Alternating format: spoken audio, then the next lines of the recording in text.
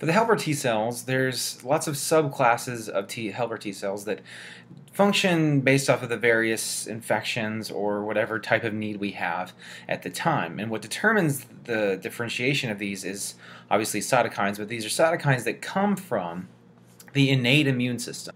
That's where we get the cytokines that are going to induce their differentiation.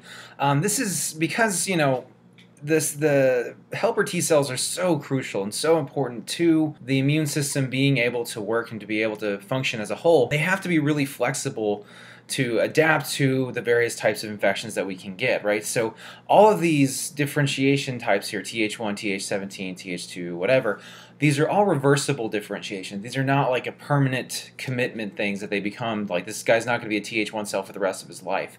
And what's interesting to me is, we've studied these things in cultures, and we've studied them like as isolated instances, but inside your body, it's quite possible that you could need help from Th1 cells from, say, activating macrophages for intracellular infections, or, say, Th17 cells to enhance extracellular infections. So I'm wondering if what it would happen if we induce both of them at the same time with the same type of cytokines. Would you have basically a mixture of the two, or would it be one?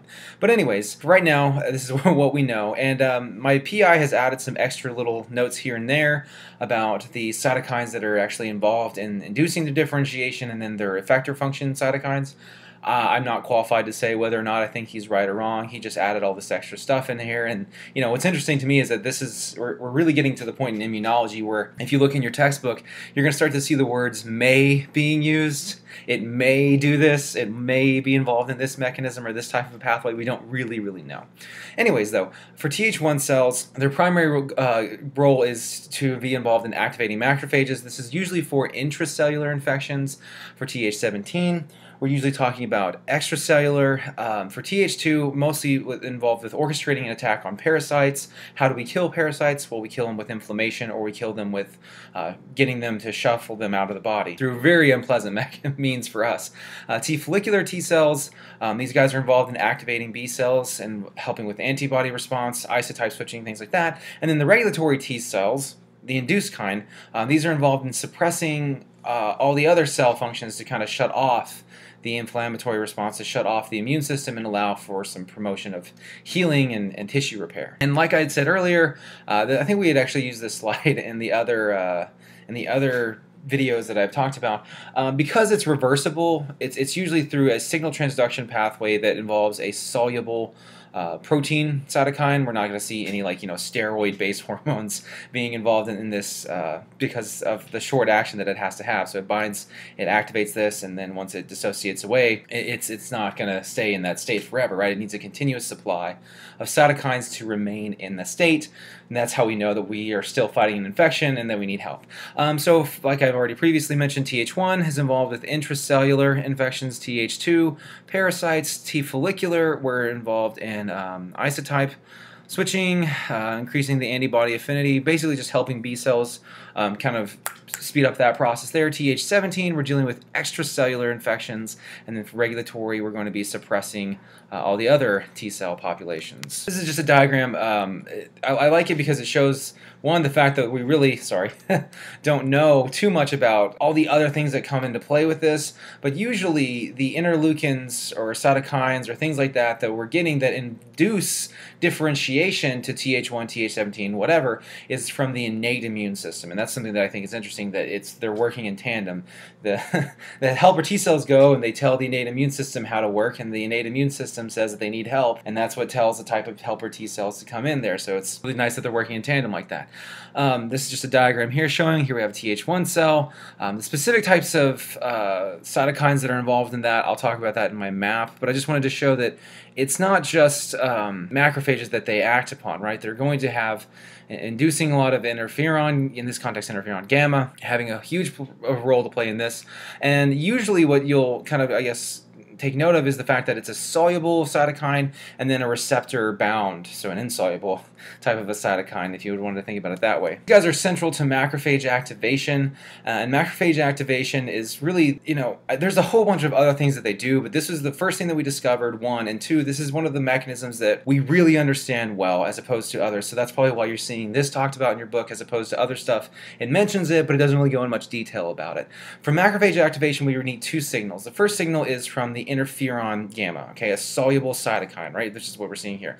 And then the second signal is from the CD40 ligand, which is going to make the macrophage responsive, or at least increase the response to it, to interferon gamma. That's ultimately kind of becomes this logarithmic thing. But we need this pairing here is really a common trend you'll see, like a membrane-bound ligand, and then, a membrane-bound cytokine, in this context, a CD40 ligand, and then a soluble one. Just to make sure that we have some control, I guess, of location and areas of that. Anyways, so they cells that may make the effector molecules on demand, which can sometimes take hours, right? And the reason that we do this is because depending on the type of infection that we have to deal with, we have to be flexible and we have to be able to adapt to certain circumstances. This Th1 cell could be fighting some type of a pathogen right now and then have to induce and change himself to Th2 to fight another one. So that flexibility is really important. One of the things that blows my mind, this says that it takes hours. Sometimes it can even take as long as days, depending on the certain context.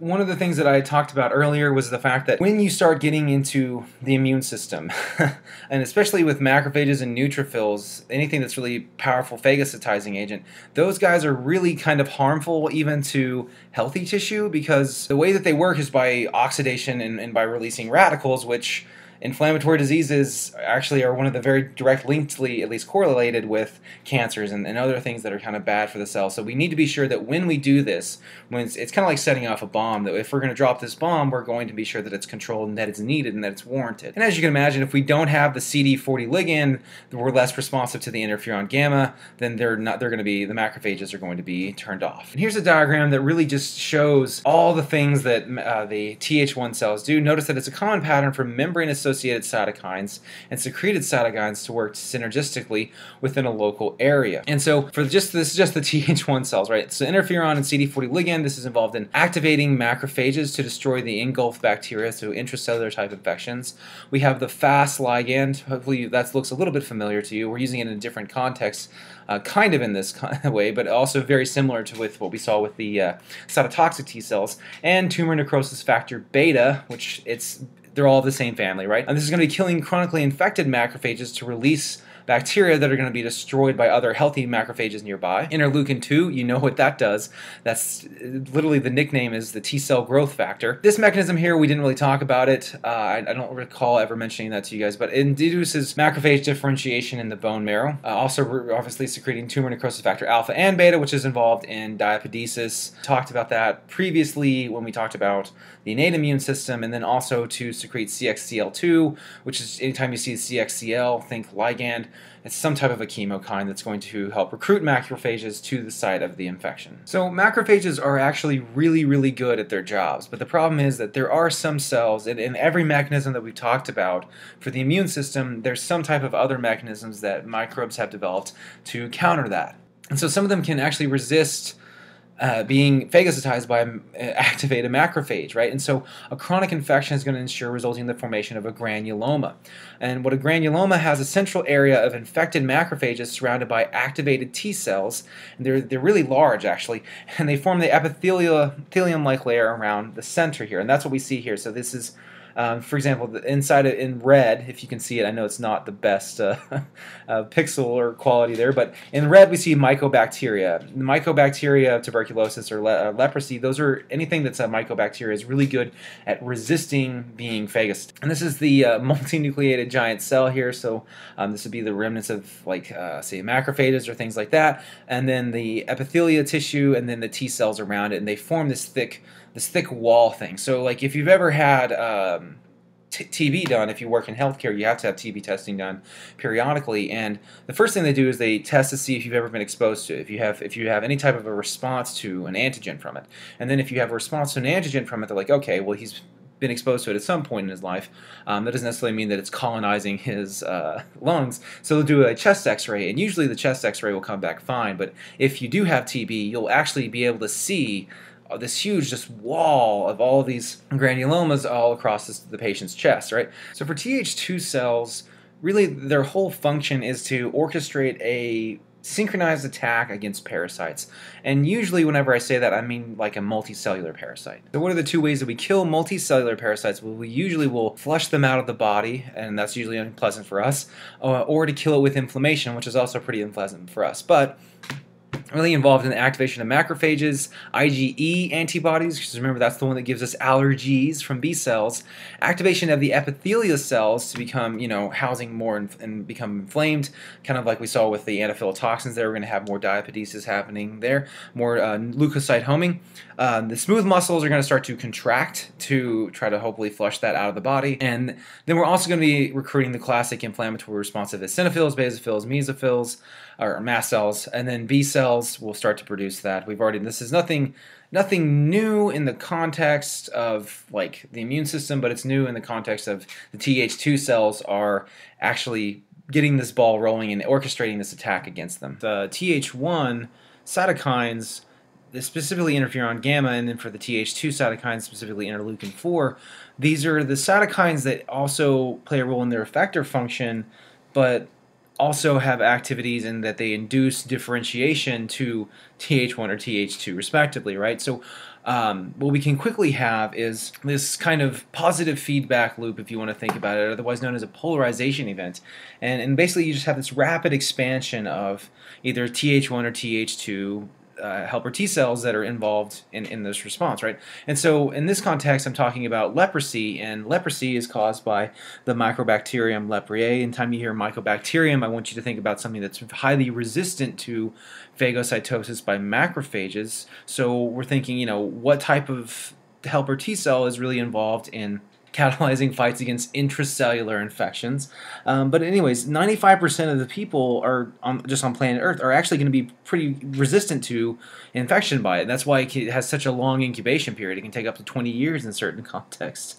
But in patients that have a Th1 type of a bias or polarization response, if you want to think about it, the cytokines that they're producing are going to actually help the infected macrophages suppress their growth by increasing the amount of oxygen radicals, superoxide, NO, all that stuff that we've talked about when we talked about the macrophage mechanism. And then this is going to suppress the actual bacteria's growth. And even though we can have chronic inflammation and damage to the skin, everything remains pretty well localized, right? So patients usually aren't going to die from it, and assuming that, they can even get to even third world medical facilities, they'll be A-okay. But if they have, say, for example, a Th2 polarized response, large amounts of the pathogen-specific antibodies are going to be made, and they're not going to be very effective against the bacteria, because the bacteria are all hiding inside the macrophages, right? Because remember, Th2 is involved with orchestrating attacks usually against multicellular parasitic species, right? So here's just kind of a comparison and contrasting of the two different types. So here we see tuberculoid leprosy versus lepromatous leprosy. I don't know, I'm really bad with pronunciation of especially my medical terminology. But this just kind of, you can see the difference between the Th1 and then the Th2 responses between the two. So for the Th1 response, Th1 being good at killing intracellular pathogens, the organisms are present at relatively low levels. There's very low infectivity. The granulomas are going to form. We're going to have local damage, but nothing, systemic or haywire. There's normal serum immunoglobulin levels. Normal T cell responsiveness, specific response to Mycobacterium leprae, whereas with lepromatous leprosy, we have the organisms showing exponential growth inside the macrophages. Apparently, that's what it looks like. These like cross sections here. I'm going to be brutally honest with the people who made this book. I didn't really find that as helpful as I do the actual cartoon diagrams, but I guess I'm really basic like that. Anyways, it has really high infectivity. We have disseminated infections, bone tissue, cartilage damage. The classical leprosy that you see tends to be from this type of a response. So we have hypergammaglobulinemia. We have Th2 coming in, we're activating it, we're trying to produce antibodies to stop this infection, but the infection is hiding inside of our macrophages, so there's nothing we can really do. Low or absent T cell responsiveness, and then no response to the actual antigen itself. T follicular helper cells are going to be involved in activating B cells that recognize the same antigen as they do. So this is just kind of a picture here saying that T follicular cells recognizes the peptide derived from the B cell's antigen. The B cell undergoes receptor-mediated phagocytosis with its B cell receptors. In this context, remember the B cell receptors can bind to a whole lot of other things, but they have to go processing and breaking things down, and so they presenting through their MHC peptide presentation to the T follicular helper T cell, CD4 in this context. Obviously, I don't know why I just said that. Anyway, so this interaction here is going to result in the formation of CD40 interacting with CD40 ligand, and keep in mind just when we talked about macrophage activation, that's absolutely critical to increase in this context, the target cell, B cells, response to the cytokine. And what this ultimately results in is we are going to go from B cells to having plasma cells and memory cells. Oh, my handwriting is horrible. And so this interaction ensures that we have some self-tolerance. Since B cells are constantly being generated in the bone marrow, any ones that are self-reactive that do not receive the T cell help are going to become anergenic and rapidly die in the secondary lymphoid tissue. That's very... B cells we're a bit more expendable with them. The cognate binding of a B cell and a T cell activates the T cell to release the cytokines, the signal derived by the B cell, delivered to the B cell by the CD40, binding to the CD40 ligand, makes the B cell receptive to the cytokines which drive the clonal expansion. We've seen this before, right, when we talked about macrophages. So here we see the B cell binding to, in this context, is a bacterial polysaccharide component. In this context, we're talking about a vaccine conjugate. And usually, what's interesting to me is, a good example would be prions. If you've ever seen people who have, I hope you haven't seen people who have been infected with prions, but if you do, there's no immune response to that, which I think is interesting because they say that you're infected with it, and partially by improper surgical technique, which I feel like that would result in some type of an immune response, maybe not against the specific prion itself, but I'm getting off, that's off topic. Anyways, so something that has a polysaccharide component to it, right? This conjugate is going to be internalized and then degraded. The peptides from the toxoid are present in the T cell, which activates the B cell, right? We've just talked about that. And the activated B cell differentiates into a plasma cell that produces anti-polysaccharide antibodies to that bacteria, right? So in this context, it's the bacteria's really response, or the B cell's response to the polysaccharide of the bacteria, but it needs that protein to be able to interact with the Th2 because the T cell receptors are all about proteins.